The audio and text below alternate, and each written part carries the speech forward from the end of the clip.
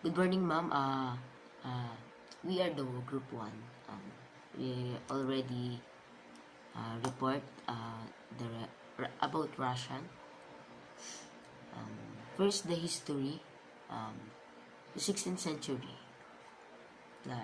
It is indicate in this slide that 16th century in 1504, chivalry fries were installed in Moscow, under which of the guards drawn from the local population were stationed. The city was divided into areas between which gates with lattices were built. It was forbidden uh, to move around the city at night or without lightning. Subsequently, the Grand Prince Ivan IV established patrols around Moscow for increased security. And next one is the 17th century.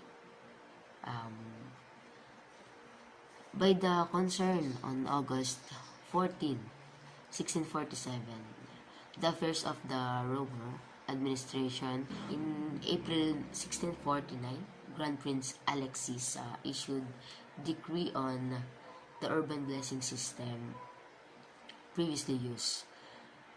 By decree, in the White City, now clerk, known as Volgord, the detached was supposed to mainly safety and order as well as protect against fire. They were betrayed by 5 lattice clerk and one person from 10 yards with roars, axes, and water pipes. Police officers in large cities were called Zensky Yard. The color of the uniform varied between cities. In Moscow, officers were dressed in red and green clothes. On the chest, they have the letter 3Z and Arya. So, in 1669, detective universally replaced the role of honorary elder. In 17th century, it is mentioned that the affairs of the robber administration were transferred to Zemsky transmission. The detached was maintain safety and order as well as to protect citizens from fire. This is prominent development within the adormention period.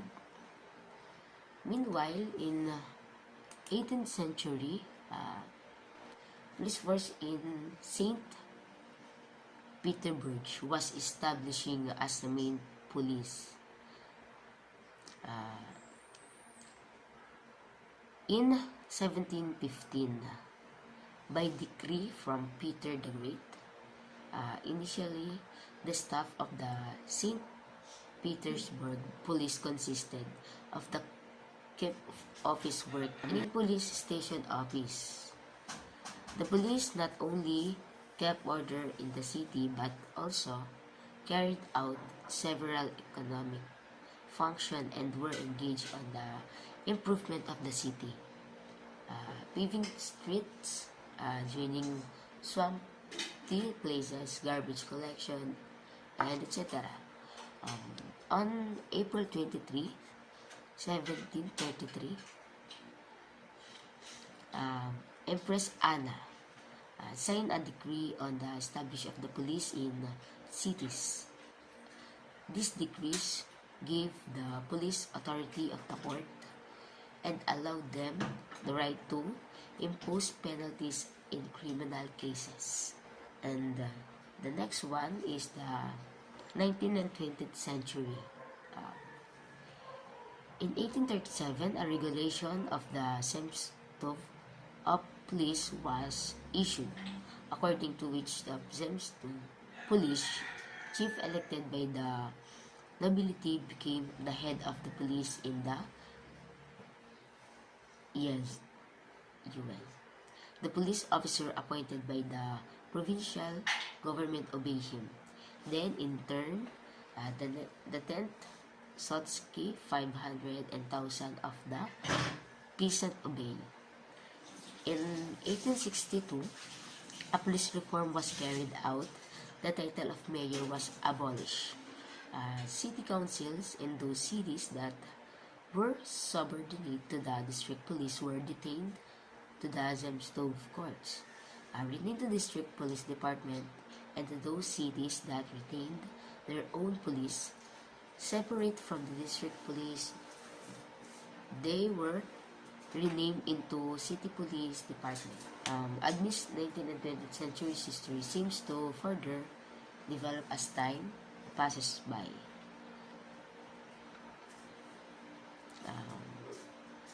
That being said, at this juncture, the policing system in Russia is more or less at its peak.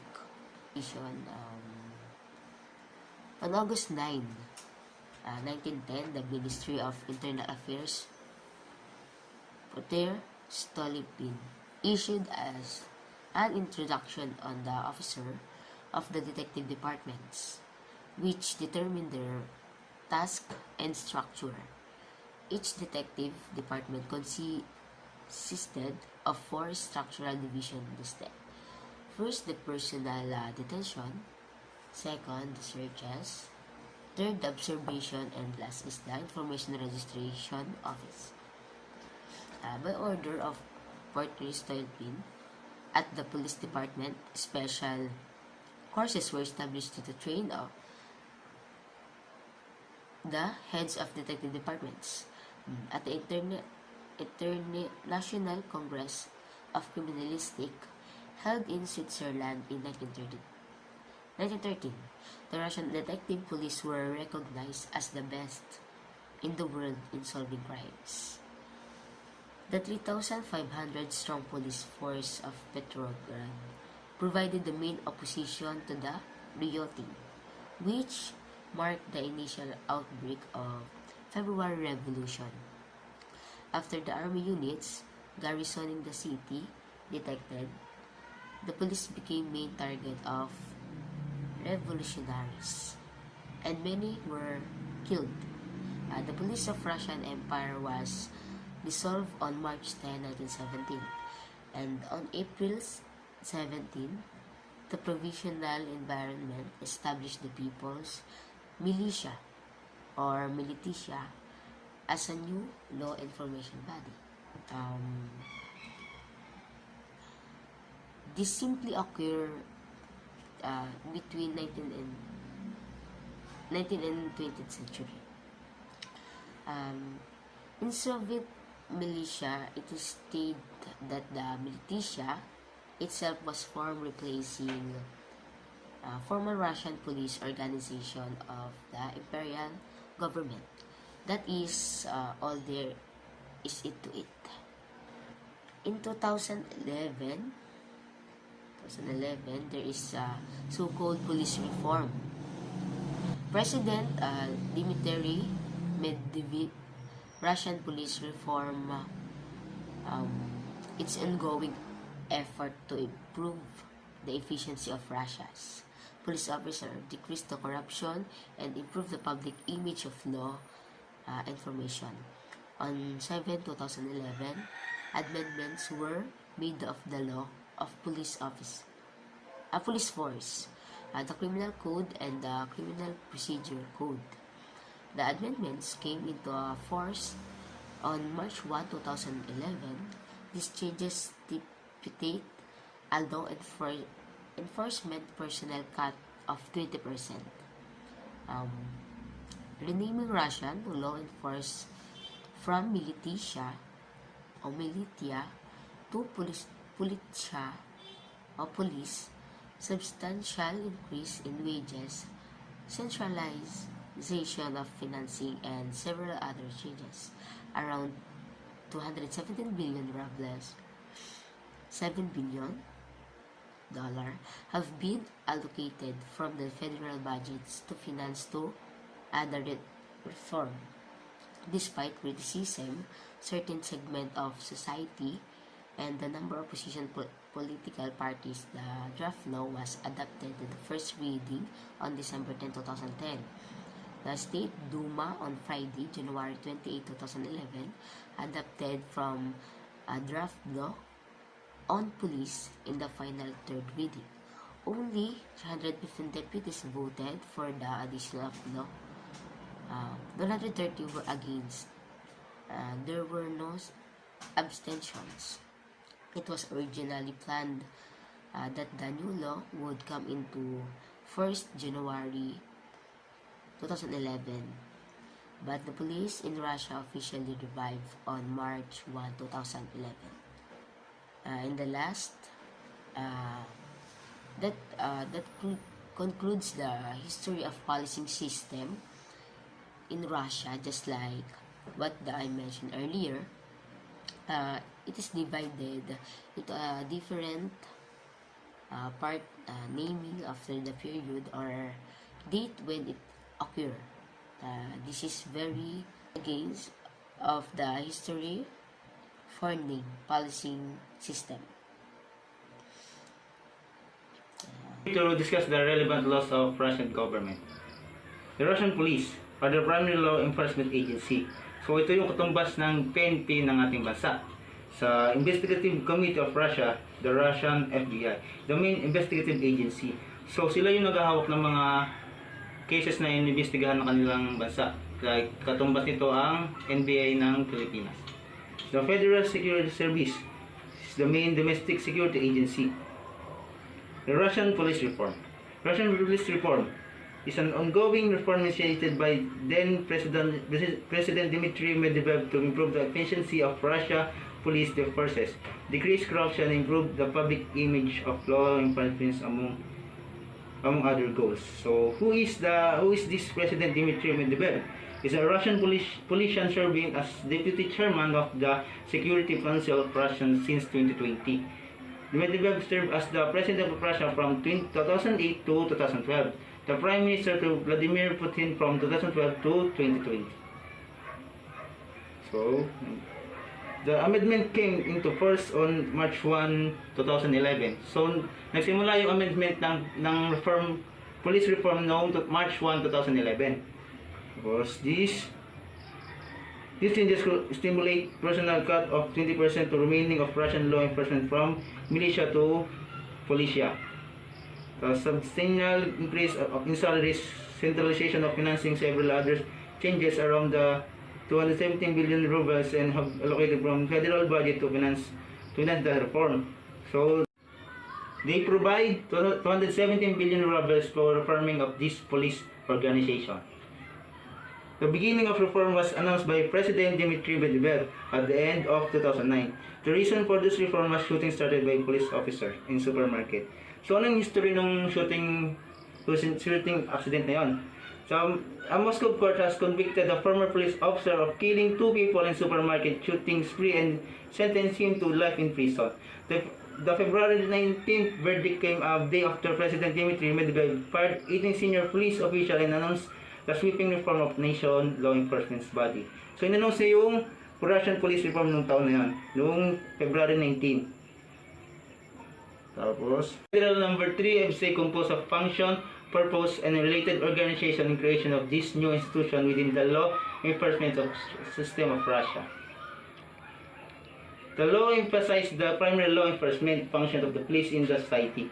Like all over the world, the principal purpose of the police will be maintain the public safety and orders.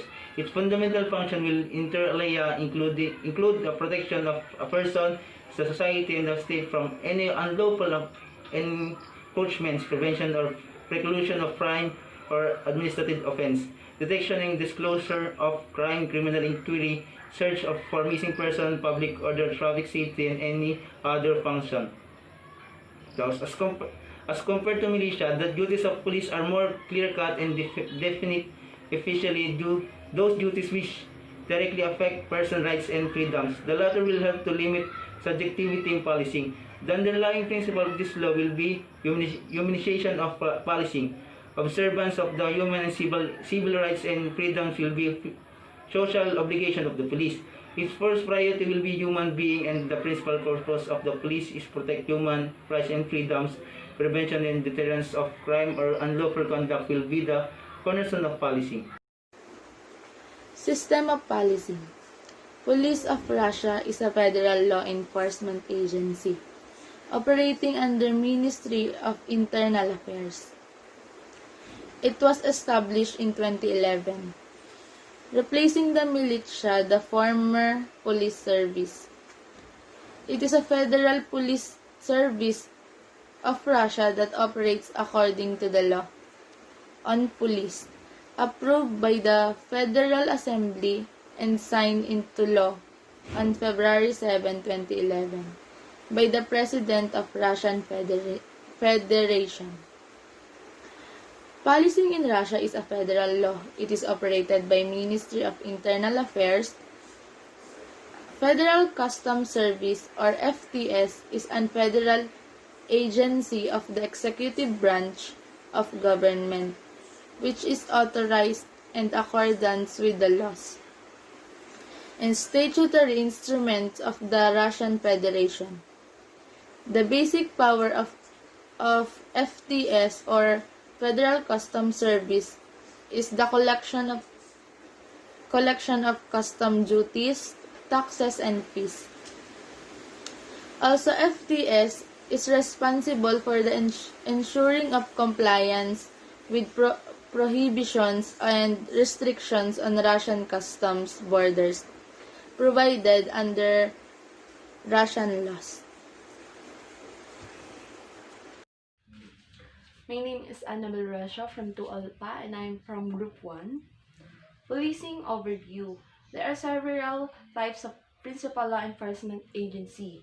These are the Ministry of the Interior of the Russian Federation, the Federal Customs Service, the Federal Security Service, the Federal Guard Service, and the Federal Drug Control Service, and as well as the Office of the Prosecutor Federal and the Ministry of Justice of the Russian Federations. And now let's talk about the functions and their missions. The Ministry of the Interior is a federal agency of the executive branch of the government of the Russian Federation. They are responsible for the formulations and implementations of the state's policy in the area of internal affairs, including the migrations. This is the organizational structure, ranks, and insignia. Organizational structure. Criminal Police Service. Under this Criminal Police Service are Main Office for Criminal Investigation, Main Directorate for Public Order Maintenance or Patrol Police, Main Directorate for Road Traffic Safety or Traffic Police, Main Office for Combating Economic and Tax Crimes, Office for Operational Investigation Information, Coordination Office of Criminal Police Service, Main Office of the Interior for Transport, Office for Crisis Situations, Office for Resource Provision, Finance and Economy Office. Logistical Service. Under this logistical service are Office for Material and Technical Support, Coordination Office of Logistical Service, Medical Office, Finance and Economy Department, Office for Communication and Automation, Office for Capital Construction, General Services Office.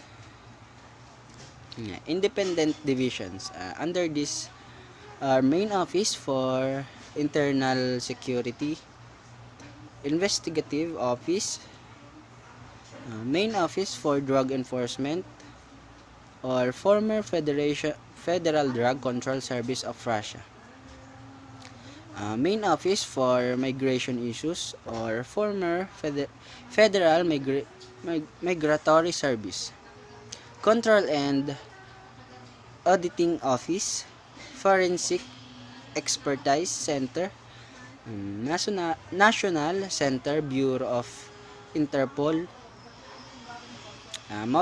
Mobilization Training Office, Main Center for Information, Main Legal Office, Office for Internal Cooperation, Office for Information Regional Contacts. And under each and every category, there are officer with their respective names and insignias. And under this Supreme Officer and General Officer are Marshal of Russian Federation. This is the highest rank. And yan. Ang Marshal of Russian Federation, this is the highest rank of Russia and is immediately above the General of the Army. The Marshal holds an insignia of 5 stars. And Army General. This is the second highest rank according to Russian Federation. This position is superior to a Colonel General. The Army General holds an insignia of 4 stars. Next is Colonel General. This is a senior rank of General and the insignia of 3 stars for the Colonel General. Next is Lieutenant General. And this is below the Colonel General and above the Major General. The insignia for the Lieutenant General is of 2 stars. And next is Major General. A Major General is subordinate to the rank of Lieutenant General. The insignia for this rank is a single star. This is the rankings. Supreme Officers or General Officers, Senior Officers or Field Grade Officers, Junior Officers or Company Grade Officers, Under Officers, and or Master Non-Commissioned Officers, Sergeant and Petty Officers and Soldiers. Okay, now we will going to discuss the last part of our topic regarding the policing system in Russia. The qualification and benefits. The qualification. How to become a Russia police officer? Of course, you have to be qualified in order to become a police officer. But why is that? Simply because being a police officer is no laughing matter. You have to risk your life in order to save others. And in order to serve and to protect, to maintain peace and order as well. Well, you have to be qualified in order to become a full-fledged and well-rounded police officer. Okay, the first is the educational requirement. As it is included within the PowerPoint presentation, the education requirement of a police officer is not much as mentioned before. Much of the time, basically require a BA, be that as a criminal, and then a minimum of 2 years university course completion of diploma. So yun, you have to end up in more or less 2 years in a university course. Here in the Philippines, it is equivalent to second year college with 72 courses. You should have the desire to go a division like cyber crime or forensics. You may need certification that's higher than a diploma or associate degree. Getting posted at the federal level does require you to have a bachelor's degree. You will undergo a written exam preceding entry into the police academy. This will primarily be based on the knowledge that you gain in high school and some general. So of course, being a police officer, this requires knowledge regarding facts. And it is not only embedded within your getting a diploma, you should also test a written exam preceding entry to the police academy, because you have to be more than qualified in order to become a police officer in Russia. You have to undergo some written exam that is primarily based on ethics, and of course, as a police officer, you have to know what is ethics, or you should have the grasp of what ethics is all about. The physical requirements. here it includes the lowest age demanded is around 18 to 21 years, and this is determined by the department you are applied to. Because the job of a police officer is physically taxing, you should make sure that you have enough stamina, endurance, and maturity to make your process into which you put out in your body. Here, you are required to do several physical tests encompassing more long runs, sprints, obstacle course, etc. It may also include crunches, lifting weights, and other exercises to determine fitness level. So, in Russia, it doesn't much differ from the Philippines. Why is that? Because the lowest age demanded is around 18 to 21 years, just like here. And it also includes some physical fitness tests or physical ability tests that will measure your physical strength, because as a police officer, you have to become physically fit. No, you should be physically fit, because that field of course is so much physically demanding. So because you are serving the public, you are going to risk your life, and you have to deter crimes. And in order to do so, you have to become physically fit. So the physical requirement is just here, written as follow in this slide. Then the legal requirements. It is indicated here to cut to the chase. The legal requirement, you should not going to be positive in narcotics and other illegal drugs. You shouldn't also have criminal records. Yun. So sa legal requirements, you should be negative in drug tests, and you shouldn't have a history of criminal record. That is all there is to it. In the mental requirements, it is stated here that the law enforcement officers need to be able to withstand hardship. They see it as really, but it is homicide investigator that exposed to them the most.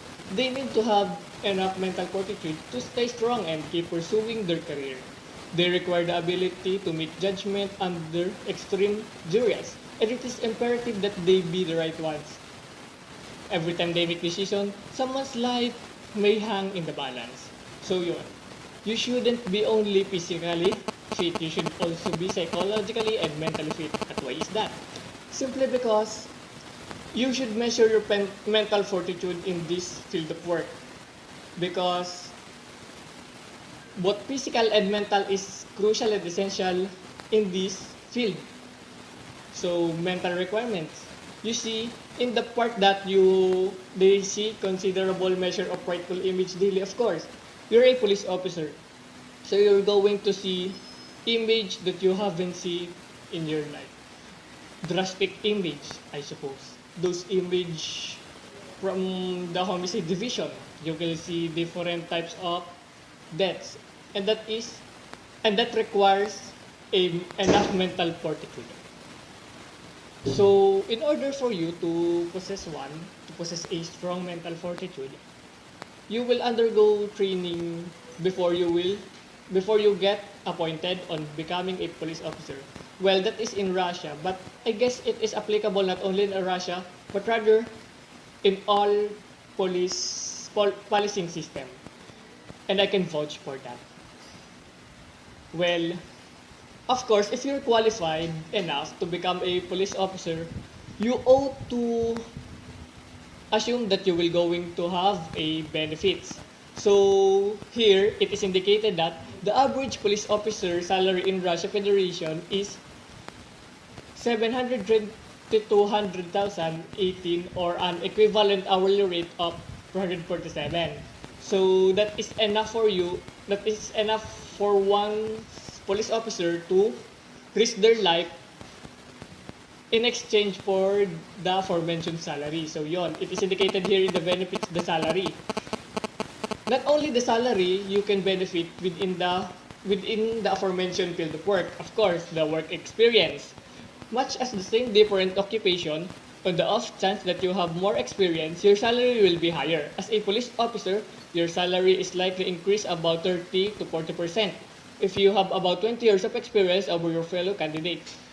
The mean median in the US, which makes into account the salaries of cops all ages, is around $49. So that is an hefty amount of money, so that you will going to risk your life in exchange for an ample sum of money. I guess it is really worth the job. As just like in every policing system, the as your salary is directly proportional to your position. As your position ranks increases or becoming higher, so is your salary. It will also increases. So here in the job position, as a law enforcement officer, you can advance to a range of different ranks, which will probably remunerate more. A few of these ranks includes the rank of security officer, police detective, police chief, and many others. Every one of titles carries them a substantial salary increase, just like what I've mentioned before. The typical ladder is as follows: police officer, detective, supervisor, chief, lieutenant, commissioner. The commissioner obviously stands to get a salary around $71,000 or even $80,000 with experience as an average salary. So that is the job position, or the position was mentioned before the topic, before we proceed here. So it is only indicated in the benefits that as you wander around the policing system of Russia, as you become a police officer over there, you have the potential to be promoted on a certain position as time passes by, or depending on merits. So as just like what I've said before, if you have a higher rank, so is your salary. Then the Russian police unit, let's read this. As stated previously, another determinant that influences the salary you receive is the unit you are assigned. To as an illustration, in the event that you're assigned to the narcotics unit, your pay might possibly be higher than of a typical police officer. On the other hand, if you are assigned to the homicide unit, you may also be paid well. A forensic science technician may acquire approximately around $55,000. To the same amount, to the same moment, a sheriff patrol can procure $57 in a comparable situation. Side by side, probation officer receive no more than a tiny bit less than forensic technician. So in Russian police unit, their salary or their pay varies depending on their field of work, depending on their specialized unit. Narcotics differ from patrol officer. Patrol officer and narcotics differ from homicide unit. So is forensic science technician may differ from the probation officer. So as your job become harder, the salary you will gain become higher. That is the logic that is revolving around the police unit in Russia and in its policing system. So is the working hours. An additional determinant that influences a cap's salary is the number of hours he or she works. In the event that they spend all night working on a case or they have court duty, they paid additional wages. They also paid extra if they work overtime or on weekends. So that is the knowledge revolving in the working hours. So it is also directly proportional to your salary. If your working hours increases or if you have overtime, you will get bonus or additional payments, additional wages, I dare say. So that is the logic in the working hours in the policing system of the Russia. That if you work harder, if you work longer, you will get